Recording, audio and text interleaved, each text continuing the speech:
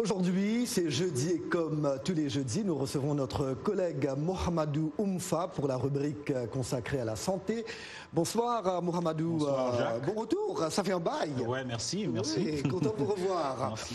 Alors aujourd'hui, nous parlons d'une campagne de déparasitage des enfants qui a mal tourné en Guinée. D'abord, c'était quoi l'intérêt de ce déparasitage? Jacques, il faut dire que le déparasitage est une opération très importante. Il est même recommandé par l'Organisation mondiale de la santé parce qu'il se passe que dans de nombreux pays, les enfants sont souvent exposés aux vers intestinaux et autres parasites du fait d'une mauvaise alimentation ou d'une mauvaise hygiène. Alors, l'OMS recommande donc la chimiothérapie préventive qui est aussi appelée déparasitage et il faut le faire 1 ou 2 fois par an comme intervention de santé publique pour les jeunes enfants de 12 à 23 mois et les enfants d'âge scolaire de 5 à 12 ans. Et il faut le faire surtout, Jacques, dans les zones où la prévalence des maladies parasitaires est de 20% ou plus. Alors, des maladies qui peuvent détériorer, il faut le dire, l'état nutritionnel des enfants en provoquant des hémorragies internes, des diarrhées, des troubles de digestion ou autres complications. Et le déparasitage vise donc à protéger ces enfants contre ces risques de maladies parasitaires. On l'a compris, le déparasitage est très important.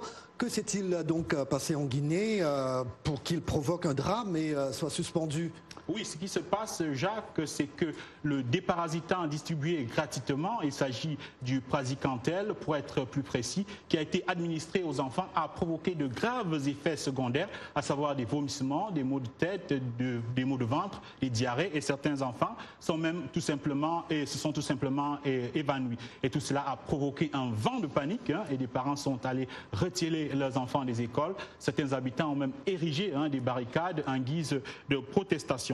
Alors, le ministère de la Santé, comme tu le disais, Jacques, a suspendu la campagne et a ouvert une enquête pour comprendre les causes de ce phénomène.